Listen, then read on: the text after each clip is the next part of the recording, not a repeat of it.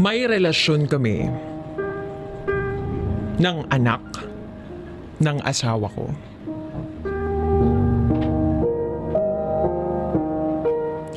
Tawagin niyo na lang ako sa pangalang Kelly. 23 years old. Eto nga, naglakas loob ako na i-share yung kwento ko para makahingi ng advice. Sana matulungan niyo ako. April 2016. Ikinasal ako kay Adrian. Hindi niya totoong pangalan. Isa siyang foreigner. Nakilala ko siya sa isang sikat na tourist spot sa probinsya namin. Nagkapalagayan kami ng loob. Hanggang sa kinuha niya na yung number ko at niligawan ako. After 2 months, naging kami. 2 times a year siya kung magbakasyon sa Pilipinas.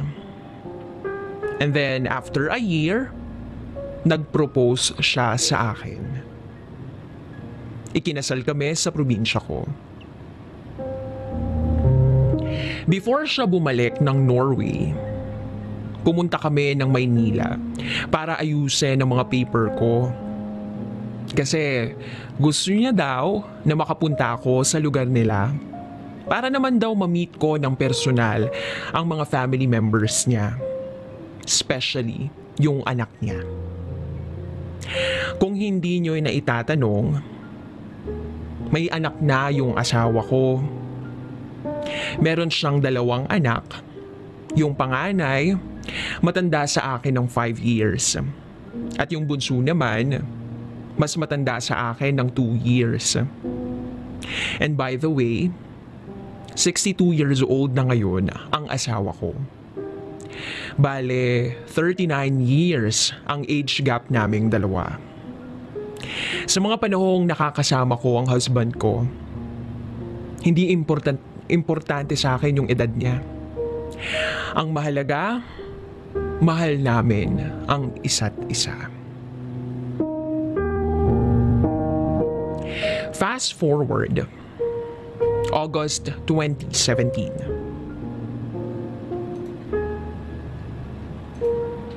Nagbiyahe ako patungo sa lugar ng husband ko para ma-meet ng personal yung family members niya. Sa pagstay ko sa lugar ng asawa ko, nakita ko naman kung paano niya ako alagaan. After 2 weeks na pagstay ko sa lugar niya, finally, na-meet ko rin yung family niya. Masaya ako nung mga oras na yun. Kasi ramdam ko sa sarili ko, natanggap nila ako para kay Adrian. Kainan, kwentuhan, tawanan, at inuman. Yan ang kaganapan sa family dinner namin. Masaya silang kasama. Kahit minsan, nakakaramdam ako na parang na-out of place ako. Kasi halos lahat ng family members niya hindi marunong magsalita ng English. Pero buti na lang yung anak niyang panganay marunong kahit papano. Nandyan siya para mag-translate para sa akin. Siguro doon sa anak niyang 2, mas naging close ko yung panganay niya. Mabait kasi at saka palakwento. And then, makalipas ang ilang oras, niyaya na ako ng asawa ko na umuwi na. Tapos, actually, hindi ko nga gusto na marami siyang nainom eh. Tapos, magdadrive pa siya ng sasakyan. So, nagpaalam na kami sa family niya at umuwi na kami. Pagdating ko sa bahay, nag-shower lang ako. Matutulog na sana ako nang biglang umilaw ang cellphone ko. At pagtingin ko, may nag-text. May nag-text from an unknown number. Hindi ko pinansin. And then after 5 minutes, tumunog uli yung cellphone ko. And this time, tumawag na talaga. So sinagot ko. "How are you?" Ang sabi sa kabilang linya. "I'm okay," sabi ko naman. "Who is this?" tanong ko. "I'm sorry, this is Sander," sabi niya. Okay, si Sander pala ang nasa kabilang linya. By the way, si Sander ay yung panganay na anak ng husband ko. And then, nagtanong ako, "Why did you call me?" Tapos sabi niya, "I just want to say thank you for being a good stepmother to me." Tapos bigla siyang tumawa. Natawa din ako kasi ang awkward, lalong-lalo na nung binanggit niya sa akin yung stepmother. Kasi nga, mas bata pa ako sa kanya. And then, after a few minutes, natapos na rin yung pag-uusap namin ni Sander. At natulog na ako. Fast forward, 1 week before balik ko sa Pilipinas, nag-decide ang husband ko na pumunta ng Malaysia para bisitahin yung business namin. Hindi ko sana siya papayagang umalis kasi nga first time ko lang sa lugar nila doon sa bansa, tapos wala pa akong masyadong kakilala. Pero ayun nga, kahit na hindi ko gustong umalis siya, wala akong magagawa. Kasi kailangan niya talagang bisitahin yung business namin. Hindi naman ako pwedeng sumama kasi ang visa ko para dun lang. So kinaumagahan, umalis na ang husband ko. Ang bilin niya sa akin, kapag maboboard daw ako, pumunta lang daw ako sa anak niyang panganay para meron daw akong kasakasama at hindi ako mabore. Alam naman kasi ng asawa ko na close ko yung panganay niya. So, one day, nung umalis na yung asawa ko papuntang Malaysia, pagkatapos kong maglinis ng bahay, naligo ako. And then, tinawagan ko si Sander kung available siya. Kasi nga, nabobore talaga akong nakatambay lang sa bahay. 'Di ba? Anong silbi ng bakasyon ko kung nasa bahay lang naman ako? Inaantay ko lang yung husband ko. So, maya-maya lang, dumating na si Sander. Ayun, namasyal kami, nanood ng sine, at kumain sa restaurant. Oo, inaamin ko, masaya akong kasama si Sander. Kasi yung mga bagay na ginagawa namin, like biking, jogging, at kung ano-ano pa, hindi naman namin yung nagagawa ng husband ko kasi matanda na siya. And then after namin kumain, hinatid niya na ako sa bahay. Ang saya ko lang nung araw na yun. And then after 2 days, tinawagan ko uli si Sander para yayain na mamasyal uli. Pero hindi niya sinasagot yung mga tawag ko. Alam ko nasa apartment lang siya kasi wala naman siyang trabaho. At higit sa lahat, alam ko na wala naman siyang girlfriend na pagkakaabalahan. Kaya ang ginawa ko, pinuntahan ko na lang siya. Noong nasa harap na ako ng pinto ng apartment niya, para bang nakaramdam ako ng kaba. Hindi ko alam kung bakit. Kinatok ko yung pinto ng apartment niya ng ilang beses. And then, siguro halos 1 minuto ako nagkakatok doon bago niya binuksan. Nung nakapasok na ako sa apartment niya, grabe, Ang gulo. Madaming damit na nakakalat, bote, sigarilyo, at kung ano-ano pa. Kaya ang ginawa ko, tinanong ko siya, bakit hindi mo sinasagot yung mga tawag ko? Pero hindi niya ako pinapansin. Nakita niya ako, pero natulog siya. Pero sa nakita ko, para bang ang lungkot-lungkot niya? Nakita ko sa mga mata niya yung lungkot na nararamdaman niya. Alam ko may pinagdaraanan siya.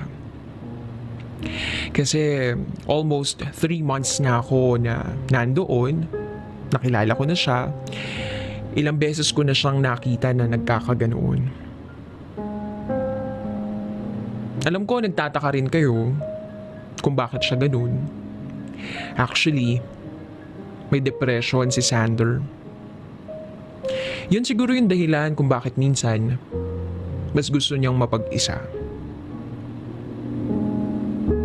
Habang natutulog siya, nilinis ko yung kwarto niya. Tapos, nagluto na rin ako ng tanghalian namin. Maya-maya, nagising na siya. Sa halip na kakainin niya yung mga luto ko, aba, kumuha siya ng isang boteng whiskey.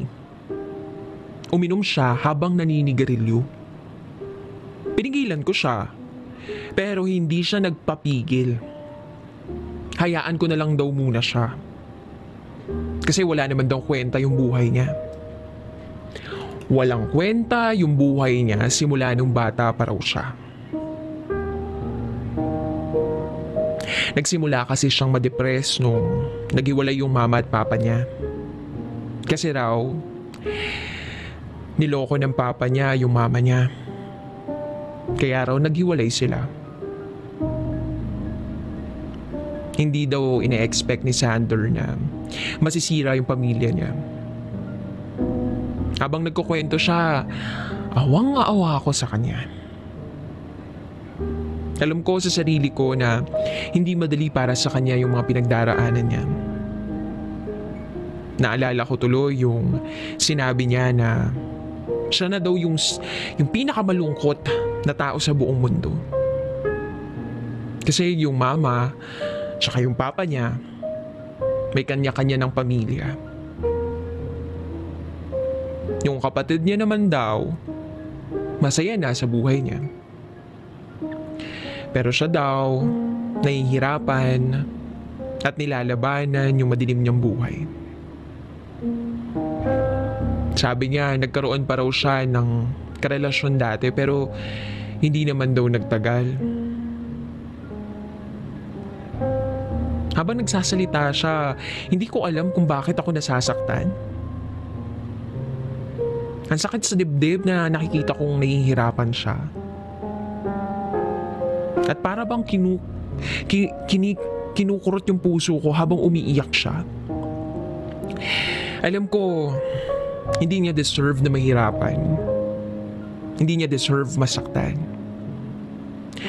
Kaya, ang ginawa ko, niyakap ko siya.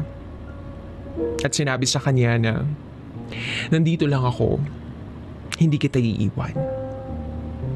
Sasamahan kita sa pag-iisa mo. Actually, hindi ko nga alam kung bakit ganun yung words na binitawan ng mga labi ko. Siguro, naaawa lang talaga ako sa kanya. At sa mga oras na yun, hindi ko lang gustong maramdaman niya na nag-iisa siya. Kasi, baka mamaya, maisipan niyang magpakamatay, hindi ba? So after ko siyang kausapin at piliting kumain, umuwi na rin ako. Lumipas pa ang isang araw. Ayun, bumalik na uli yung sigla ni Sander. So nag-decide kaming mamasyal at mag-swimming. 2 days before umuwi yung husband ko from Malaysia, niyaya ako ni Sander na pupunta daw kami sa isang birthday party ng kaibigan niya. Tinawagan ko yung husband ko At nagpaalam ako kung pwede ba akong sumama sa anak niya na pupunta doon sa birthday party ng kaibigan niya.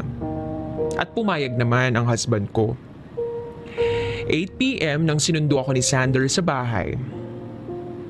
And then, pagdating niya sa bahay, bigla ba namang sinabi sa akin na, "Wow, you are so beautiful."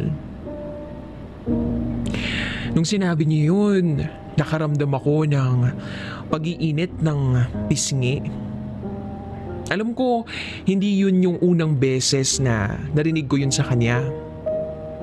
Pero that time, naramdaman ko na parang iba na talaga yung nararamdaman ko para sa kanya. Alam ko mali kung ano man yung nararamdaman ko para sa kanya. Kasi nga anak siya ng asawa ko. Kaya yung naging sagot ko na lang sa kanya, "Oh, thank you." At maya-maya, umalis na kami. 9 p.m. nang dumating kami sa bahay ng kaibigan niya. Pinakilala niya ako sa mga kaibigan niya. Tapos, sabi niya dun sa mga kaibigan niya lang ako. Hindi niya ako pinakilala bilang stepmother niya. At hindi niya sinabi sa mga friend niya na asawa ako ng daddy niya. Tapos, hindi naniniwala yung mga friend niya na sinabi niya na kaibigan lang daw ako. Bakit daw kaibigan lang? Bakit daw hindi kaibigan? Siyempre, tumawa na lang ako nun. Simple lang naman yung party nung kaibigan niya. Wala siyang maraming bisita. Siguro mga family niya lang at mga friends. Basta tawanan, kainan, kwentuhan, inuman. Yun yung naging kaganapan sa birthday party ng kaibigan niya. And then maya-maya, lumapit sa akin si Lars. Si Lars, siya yung birthday celebrant. Binigyan niya ako ng isang basong whiskey. Tinanggihan ko kasi hindi naman talaga ako umiinom. Pero pinilit niya ako at sinabi na pagbigyan ko naman daw siya kasi birthday niya naman eh. Kaya ayun, pinagbigyan ko nga. Tapos ininom ko yung isang baso ng whiskey. Grabe talaga, ang pait. Tagos hanggang sa lalamunan ko yung hapde ng alkohol. Maya-maya pa, niyaya ako ng umuwi si Sander kasi nakakaramdam na ako ng hilo. Nagpaalam na kami sa kanila. Then habang nasa daan kami, tawa siya ng tawa sa akin.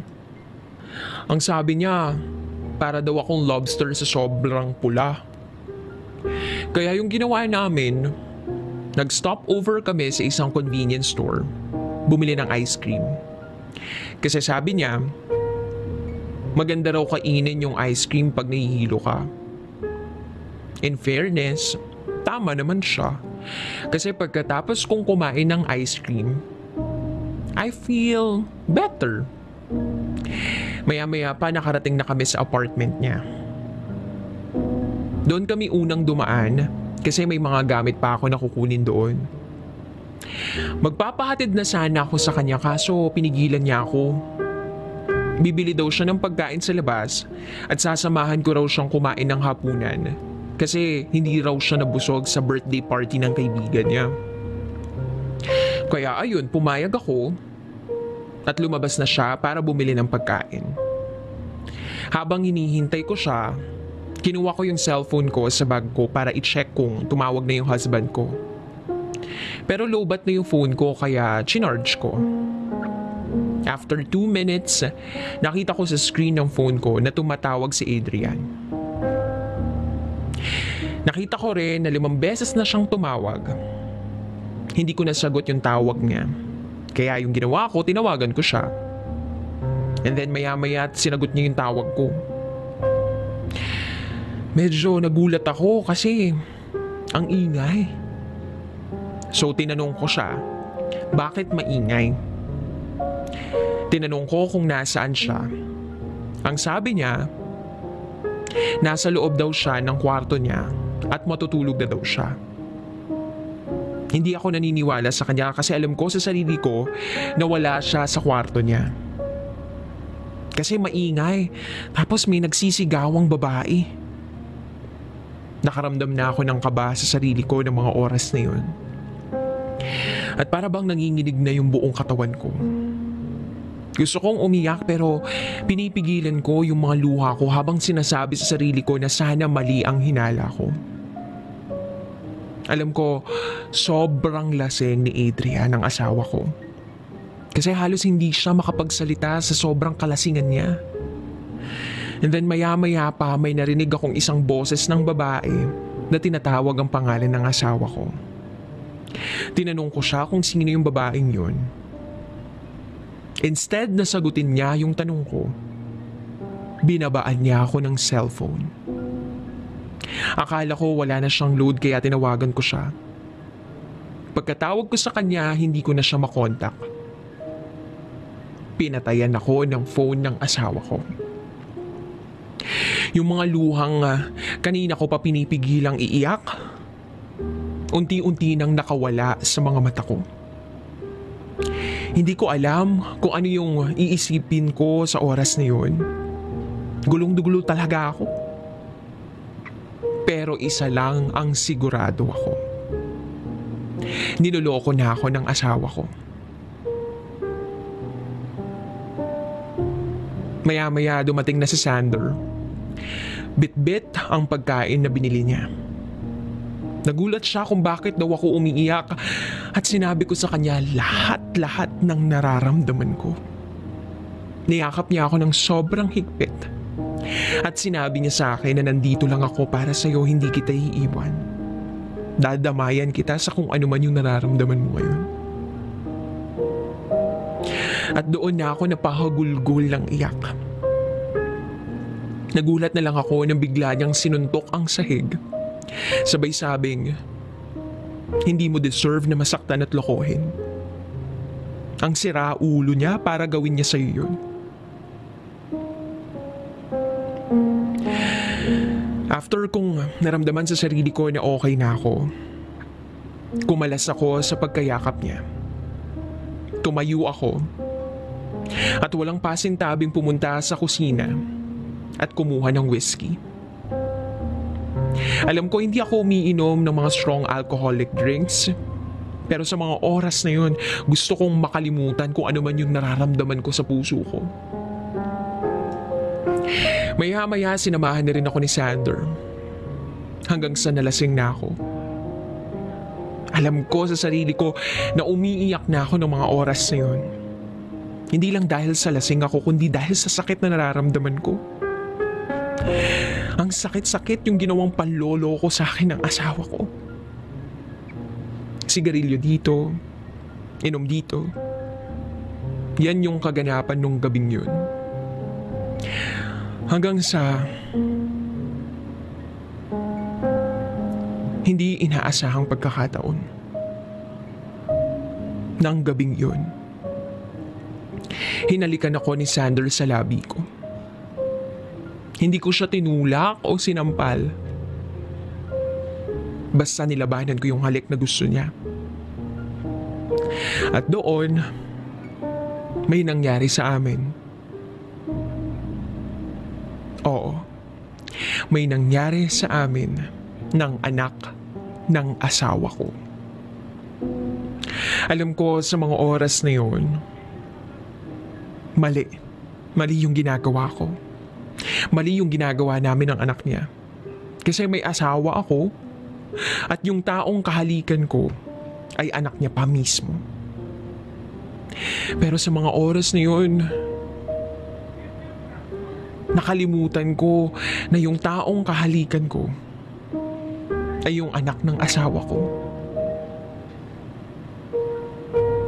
Kinaumagahan, pagising ko, nakita ko si Sander. Naghahanda ng breakfast namin. Na-good morning lang ako sa kanya at ganun din siya sa akin. Sabay na kaming kumain ng almusal. Habang nasa mesa kami, Walang imikan. Parang awkward. Ganun yung naging sitwasyon namin for 10 minutes siguro. I love you, Kelly. At yan ang linyang bumasag sa katahimikan naming dalawa. Oo, sinabihan niya ako ng I love you, Kelly. What? Tanong ko sa kanya. I love you so much. I know what happened last night. I admit that I have feelings for you since the first time I met you. I know this is wrong because you are my father's wife, but I don't care. I love you so much and I want to be with you. I want to spend my whole life with you. And you are the reason why I'm trying my best to be a good person. And you are the reason why I want to continue my life. At kung ano-ano pa yung mga sinabi niya. Hindi ko alam kung bakit ako nakaramdam ng saya sa puso ko habang sinasabi niya yung mga katagang yun. Siguro dahil mahal ko rin siya. Oo, siguro mahal ko na rin yung anak ng asawa ko. Alam ko hindi ito tama, pero sa mga oras na yun wala na akong pakialam kung ano man yung sasabihin ng ibang tao sa akin. Especially sa family ko at sa family ng husband ko. Ipinagpatuloy namin ang relasyon namin ni Sander. Kahit na alam namin pareho na mali yung ginagawa namin. And then, bumalik na ng bahay ang asawa ko from Malaysia. Pagdating niya sa bahay, tinanong niya lang ako kung kumusta na raw ako. Ang sabi ko lang sa kanya, I'm okay. Marami pa siyang sinabi pero hindi ko siya pinakinggan.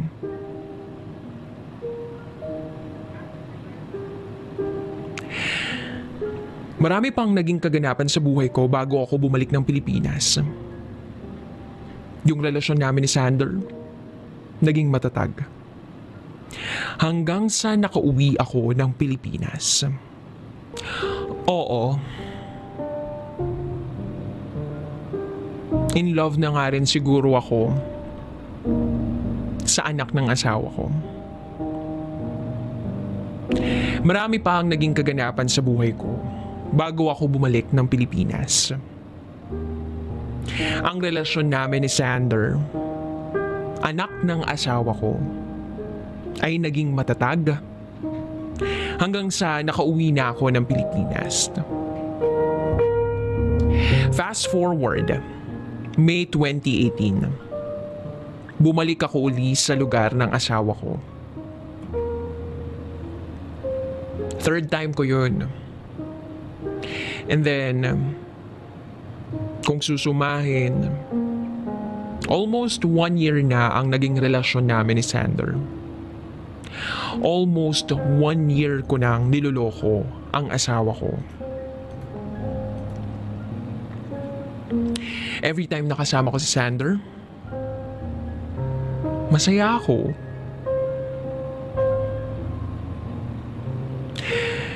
Pero yung sayang yun, may halong guilt.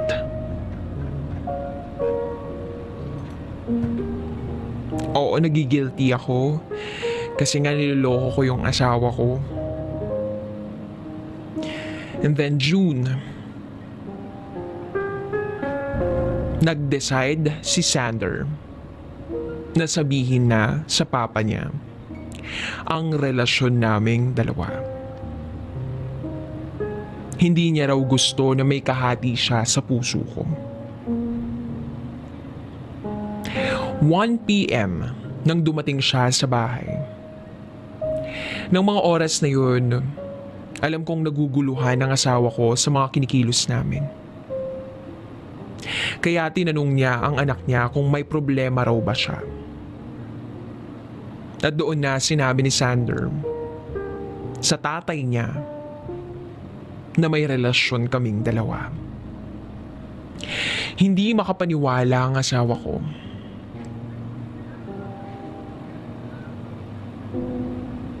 Tinanong niya ako kung totoo daw ba na meron kaming relasyon ng anak niya.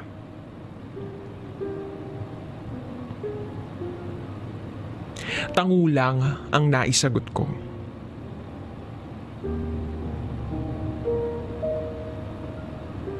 Pagkatango ko,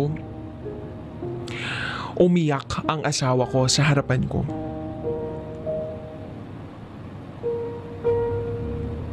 Bakit ko daw nagawa ito sa kanya? At wala akong ibang masabi kundi sorry.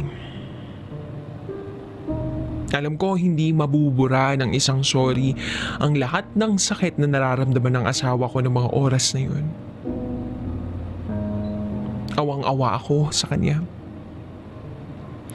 Hindi ko alam na ganun pala katindi ang sakit at kasalanan na ginawa ko sa kanya. Sa mga panahong yun,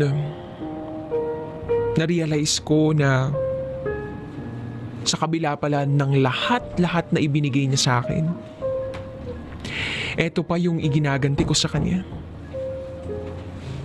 Niloloko ko siya almost 1 year dahil lang sa isang gabing pagkakamali niya. At ang masaklap pa doon,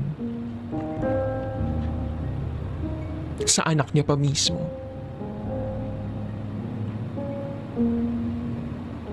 Pinapili ako ng asawa ko kung sino ang pipiliin ko sa kanilang dalawa. At ang sabi niya, kung si Sander daw ang pipiliin ko, wag na daw akong umasa pa na makakabalik pa ako sa lugar nila. At hinding-hindi ko rin daw pwedeng makita ang anak niya. At kakalimutan rin daw niya na meron siyang anak na panganay. Grabe. Ang gulo-gulo ng isip ko ng mga oras na yun.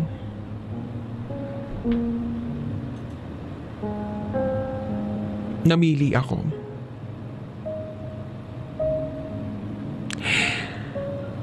Kahit masakit siguro, ang asawa ko ang pinili ko. Kahit alam ko sa sarili ko na si Sander ang mahal ko. Iniisip ko na lang na hindi ko gustong masira yung pagiging mag-ama nilang dalawa. At ayaw ko rin na hindi na ako makakabalik sa lugar nila. Kasi kapag nagkataon, hindi rin kami uli magkikita ni Sander. Fast forward. Pagkatapos ng confrontation, gusto ng husband ko na ipangako ko sa kanya na hindi ko na siya lolokohin. Nangako naman ako sa kanya, pero ang pangakong yun ay sinira ko. Kasi hanggang ngayon,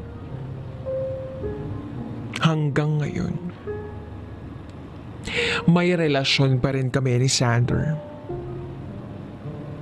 Pero hindi ito alam ng asawa ko.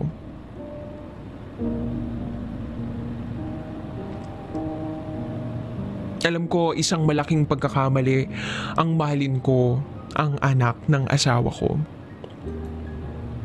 Pero hindi ko masisi yung sarili ko kung bakit ako napamahal sa kanya. Kasi sa mga panahong kailangan ko ang asawa ko, wala siya sa tabi ko. Pero si Sander, nasa tabi ko siya para ibigay lahat ng kailangan ko. Sana matulungan niyo ako sa kung ano man po yung dapat kong gawin. Salamat po.